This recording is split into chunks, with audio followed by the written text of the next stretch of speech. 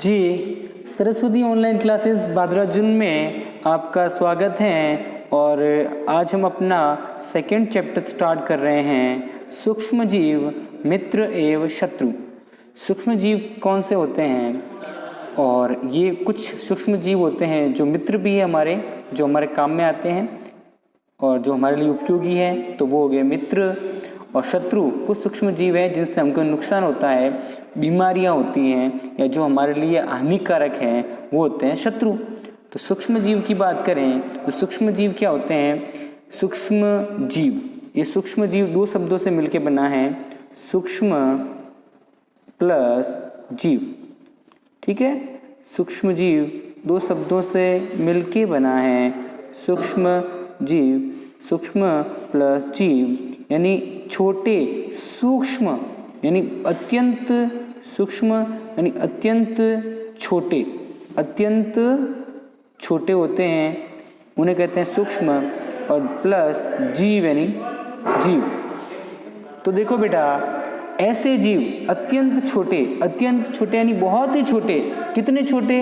इतने छोटे कि जो आपको आपकी आंखों से दिखाई नहीं देते, आप अपनी आंखों से उन्हें नहीं देख सकते। उनको देखने के लिए क्या चाहिए आपको? सूक्ष्मदर्शी चाहिए। क्या चाहिए? सूक्ष्मदर्शी। ऐसे जीव जिनको हम अपनी आंखों से नहीं देख सकते, जिनको देखने के लिए क्या चाहिए? सूक्ष्मदर्शी। एक सूक्ष्मदर्शी आती है, जब आप बड़े होंगे तो आप जाएंगे बड़ी क्लासों में 11th और 12th में, तो वहाँ सूक्ष्मदर्शी होती हैं। उस सूक्ष्मदर्शी से आप किसी भी जैसे मान लो आपने आलू काट लिया, आलू के अंदर कौन सी संरचना है, उसके अंदर एक एक रेशा, एक धागा, उसके अंदर जो है पूरी संरचना आपको दिखाई देगी। तो वैसे ही सूक्ष्म जीव यानी अत्यंत छोटे जीव। कितने छोटे?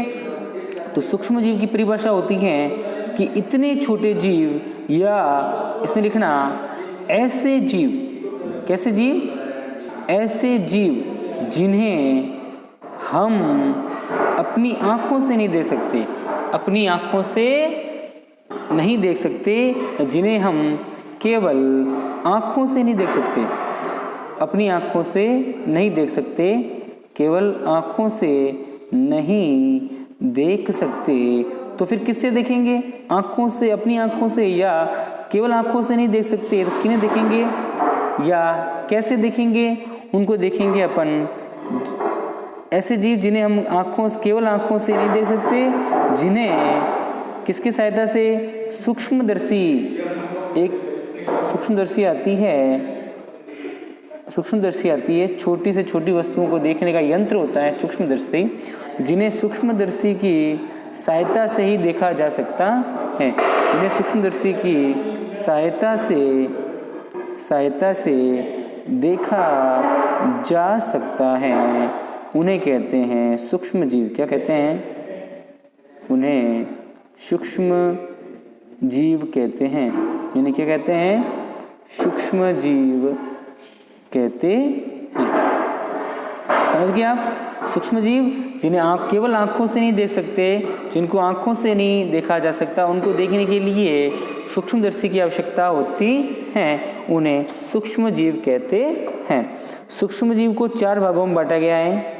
सूक्ष्म जीव जो होते हैं, सूक्ष्म जीव कितने प्रकार के होते हैं? तो सूक्ष्म जीव को 4 भागों में बांटा गया है। 4 भागों में बांटा गया है। पहला है कवक, दूसरा लिख दो यहाँ पे शैवाल,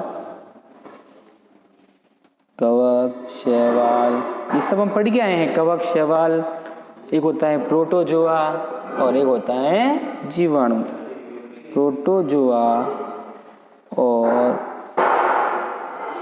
चौथा है जीवाणु। ठीक है, ओके। चलिए, तो सूक्ष्म जीवों को कितने भागों में बांटा गया? कवक, शैवाल, प्रोटोजोआ और जीवाणु। एक होते हैं विषाणु। विषाणु यानी वायरस, जैसे अभी चल रहा है कोरोना वायरस। तो ये वायरस जो होते हैं ना, ये क्या करते हैं? ये परपोषी पे यानी दूसरे किसी पे बैठते हैं, जैसे मान लो किसी जंतु पे बैठ गए, जंतु कोशिका पे, पादप कोशिका पे या दूसरे परपोषी पे बैठ के उसके अंदर जाके फिर वृद्धि करते हैं, यानी अपनी संख्या में वृद्धि करते हैं, वो होते हैं विषाणु। और ये विषाणु जो होते हैं या वायरस विषाणु जो होते हैं उनके कारण से सर्दी जुकाम ये वगैरह होते हैं। तो इनको सूक्ष्म जीव में, इनको भी सूक्ष्म जीव ही है लेकिन ये परपोषी पे बैठते हैं, इसलिए इनको इसमें शामिल नहीं किया गया है। ठीक है बेटा, तो चले फिर आगे बात करें। तो अब ये होते कैसे हैं सूक्ष्म जीव, एक जीवाणु, कवक, प्रोटोजोआ। तो जीवाणु जो होते हैं वो कैसे होते हैं, जीवाणु स्पाइरल भी होते हैं, स्पाइरल ऐसे एक दूसरे पे आरोपित, तो स्पाइरल जीवाणु होते हैं, और एक होते हैं आपके छड़नुमा जीवाणु। एक तो जीवाणु होते हैं स्पाइरल और एक होते हैं छड़नुमा जीवाणु। और अब बात करें अपन शैवाल की, आपने देखा होगा तालाबों पर नीले हरे शैवाल पाए जाते हैं। तो ये शैवाल जो होते हैं इसके उदाहरण हैं क्लेमाइडोमोनास, एक दो नाम याद रखने के भाई, शैवाल कौन कौन से होते हैं, एक तो होता है क्लेमाइडोमोनास और एक होता है अपना ये स्पाइरोगायरा। ये दोनों ही शैवाल के नाम है या शैवाल के एग्जाम्पल हैं। फिर आगे बात करें प्रोटोजोआ की, तो प्रोटोजोआ के एग्जाम्पल याद रखना। प्रोटोजोआ जिससे दस्त ये बीमारियां होती है, मलेरिया वगैरह, ये सब प्रोटोजोआ के से ही होते हैं। तो प्रोटोजोआ के उदाहरण है अमीबा, यूग्लिना, पैरामीशियम। तो अमीबा और पैरामीशियम दो नाम याद रखना कि प्रोटोजोआ के दो उदाहरण क्या हैं, अमीबा और पैरामीशियम। फिर बात करें फिर बात करें अपन कवक की दो तीन एग्जाम्पल याद रखना। एक होता है राइजोपस, ये जो ब्रेड होती है ना, ब्रेड खाते हैं ना, ब्रेड के ऊपर जो फफूंद लगती है ना कवक, वही है। तो राइजोपस या ब्रेड मोल्ड कहते हैं, ब्रेड पर लगने वाला कवक। दूसरा नाम लिख दो इसमें पेनिसिलियम जिससे एंटीबायोटिक दवा बनती है, प्रतिजैविक बनता है पेनिसिलियम, ये भी एक कवक है। और तीसरा है एस्परजिलस, ये तीनों ही कवक के उदाहरण है, ये कवक के नाम है। तो ये हो गए तीनों, इसको आप लिख लो आराम से, मेरे पीछे पीछे लिखते ही जा रहे थे आप लोग। अब आगे बात करें तो सूक्ष्म जीव ये रहते कहाँ हैं, तो आपको कोई पूछ ले सूक्ष्म जीव कहाँ रहते हैं, तो सूक्ष्म जीव जो है ये सब जगह रहते हैं। ठीक है, ये दलदल, जहाँ ज़्यादा पानी है, कीचड़ है, वहाँ भी रहते हैं सूक्ष्म जीव। ये मरुस्थल में भी रहते हैं, जहाँ ज़्यादा गर्मी पड़ती है वहाँ पर भी सूक्ष्म जीव तो होते ही हैं। ठीक है, तीसरा होते हैं अपने ये एक कोशिकीय भी होते हैं और बहुकोशिकीय भी होते हैं। और एक कुछ होते हैं वो मनुष्य या जंतुओं के शरीर के अंदर भी पाए जाते हैं, तथा मनुष्य के शरीर में भी पाए जाते हैं, मनुष्य के शरीर में पाए जाते हैं। ये दलदल, ये सूक्ष्म जीव जो हैं वह सब जगह पाए जाते हैं, कुल मिला के सब जगह होते हैं। कुछ सूक्ष्म जीव होते हैं जो अकेले रहते हैं, जबकि कुछ सूक्ष्म जीव हैं वो अकेले नहीं रहते। जैसे अमीबा जो है प्रोटोजोआ का उदाहरण है। देखो अमीबा क्या है, प्रोटोजोआ का उदाहरण। अमीबा अकेला रहता है। आपको पूछ रहे अमीबा कहाँ रहता है, तो अमीबा अकेला रहता है, जबकि जो कवक और जो ये जीवाणु होते हैं वो साथ में रहते हैं। कवक व जीवाणु समूह में रहते हैं, यानी एक साथ बहुत सारे कवक रहते हैं, एक साथ बहुत सारे जीवाणु रहते हैं। ठीक है बेटा, आगे बात करें सूक्ष्म जीव, पता चल गया ये कहाँ रहते हैं, ये सब जगह होते हैं, दलदल में, मरुस्थल में, मनुष्य के शरीर में, और लिख दो सर्द जगहों पे, शीत स्थानों पे भी, जहाँ ठंड ज़्यादा है वहाँ पर भी होते हैं, शीत स्थानों पर सब जगह होते हैं। ठीक है बेटा, तो ये अमीबा अकेला रहता है और कवक और जीवाणु जो है वो एक साथ रहते हैं, बहुत सारे मिलकर रहते हैं। ठीक है, आगे बात करें तो सूक्ष्म जीव हमारे लिए क्यों उपयोगी है। कुछ सूक्ष्म जीव हमें लाभ देते हैं, मतलब हमारा फायदा करते हैं, और कुछ सूक्ष्म जीव होते हैं वो जो हमें नुकसान पहुंचाते हैं, बीमार कर देते हैं। तो हम सबसे पहले बात करें मित्रवत सूक्ष्म जीवों की।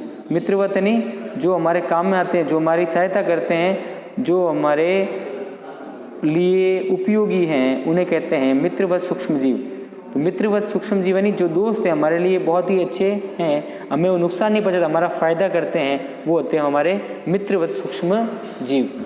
तो इसमें बात करें तो प्राचीन काल से ही अल्कोहल यानी दारू, शराब बनाने के लिए सूक्ष्म जीवों का उपयोग किया जाता है।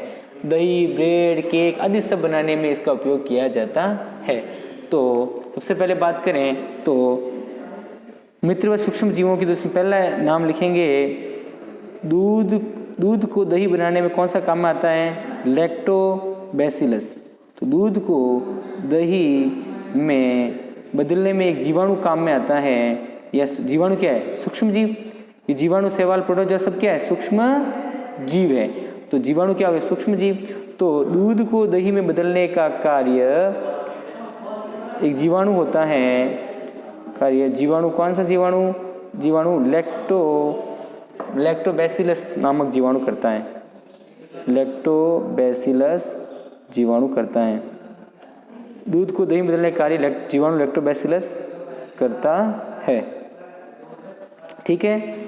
दूसरा देखें तो कुछ जीवाणु होते हैं जो चीज यानी पनीर होता है ना, पनीर बनाने में, अचार आदि के उत्पादन में भी सहायक होते हैं। और एक और लिख दो, कुछ जीवाणु होते हैं जो कार्बनिक अवशिष्टों का अपघटन करते हैं और हानिकारक पदार्थ बनाते हैं। कुछ जीवाणु होते हैं जो हानिकारक पदार्थ भी बनाते हैं। जीवाणु का उपयोग हम दवाई बनाने में और कृषि में भी करते हैं, खेती में भी इनका उपयोग किया जाता है, जो नाइट्रोजन स्थिरीकरण में सहायक है। तो आप लिख देंगे कुछ जीवाणु, जैसे जीवाणु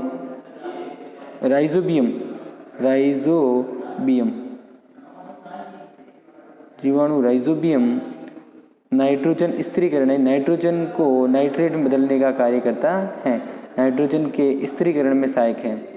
ये भी एक जीवाणु है जो नाइट्रोजन के स्थिरीकरण में सहायक है। तो हम फायदे वाले या जो हमारे दोस्त हैं, जो हमारे लिए उपयोगी हैं, उनके सूक्ष्म जीवों की बात करें। दूध को दही में बदलने का कार्य जीवाणु लैक्टोबैसिलस करता है। जीवाणु राइजोबियम जो होता है वो नाइट्रोजन के स्थिरीकरण में सहायक है, नाइट्रोजन को नाइट्रेट में बदलता है और पौधों को देता है, और पौधों की वृद्धि में ये बहुत ही सहायक होता है। ठीक है। तीसरा एक बात करें, ईस्ट नाम का जो जीवाणु होता है, ईस्ट या इसका दूसरा नाम है खमीर, ईस्ट या खमीर। ठीक है। ईस्ट या खमीर नाम का एक जीवाणु होता है। वो क्या करता है, जब हम कोई केक बनाते हैं या मैदा लें तो मैदे के आयतन को बढ़ा देता है। ईस्ट या खमीर जो होता है वो मैदे या आटे के आयतन को बढ़ा देता है। और ईस्ट जो होता है वो जीवाणु चावल के आटे के किण्वन में भी सहायक होता है, जिससे इडली और डोसा बनता है। तो ईस्ट जो होता है, ईस्ट क्या करता है? ईस्ट तीव्रता से जल्दी से क्या करता है? तीव्रता से जनन करके श्वसन के दौरान क्या छोड़ता है? श्वसन के दौरान ये कार्बन डाइऑक्साइड, श्वसन के दौरान CO2 यानी लिख देना कार्बन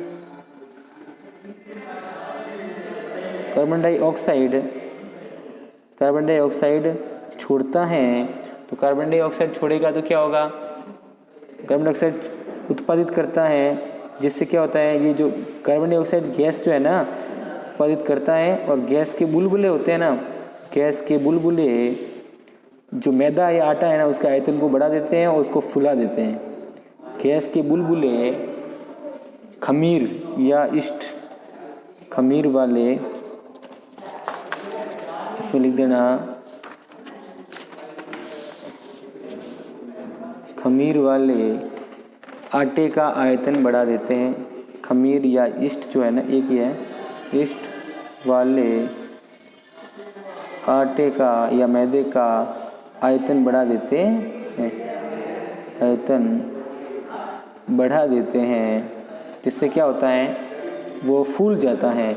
जो आटा है, वो जो मैदा है वो फूल जाता है, बढ़ाते हैं, जिससे मैदे का आयतन या आटे का आटा लिख दो, आटा मैदा, आटे का आयतन बढ़ जाता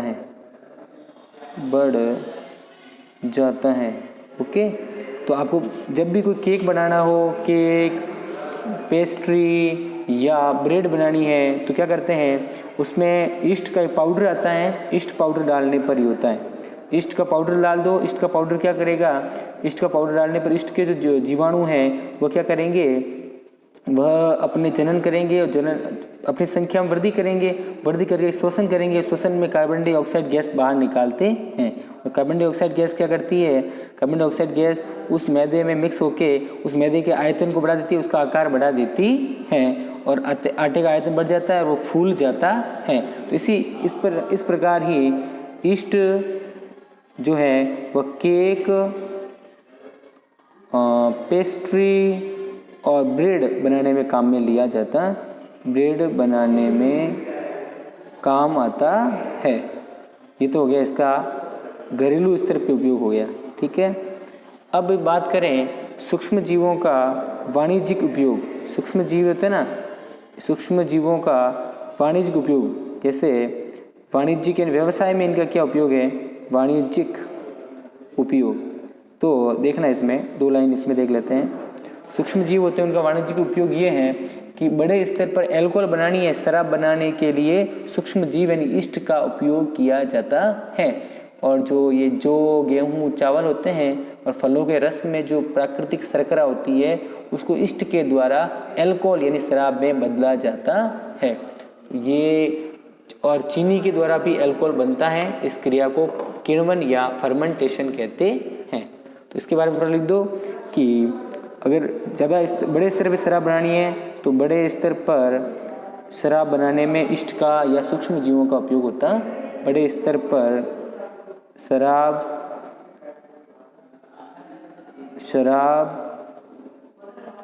एसिटिक एसिड बनाने में सूक्ष्म जीवों का उपयोग होता है। बड़े स्तर पर शराब व एसिटिक एसिड बनाने में सूक्ष्म जीव काम में आते हैं सूक्ष्म बनाने में। तथा फलों के रस में भी क्या होता है, शर्करा होती है, उसको ईस्ट के द्वारा उसमें अल्कोहल में बदला जाता है। तो फलों के रस गेहूँ, चावल और जौ आदि में क्या होती है, आदि में क्या शर्करा होती है, तो आदि में उपस्थित प्राकृतिक शर्करा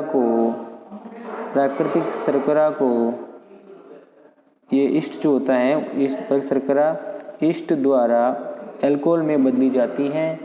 अल्कोहल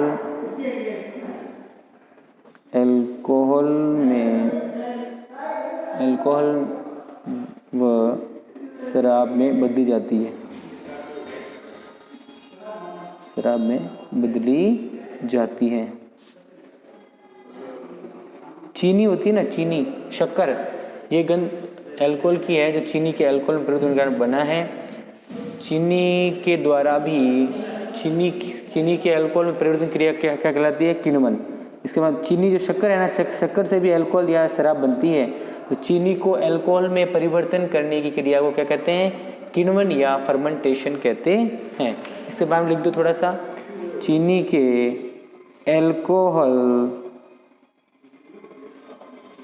को अल्कोहल में बदलने की क्रिया या परिवर्तन की क्रिया किण्वन कहलाती है। क्या कहलाती है, चीनी के अल्कोहल में परिवर्तन की क्रिया किण्वन, इंग्लिश में बोलते हैं इसको फर्मेंटेशन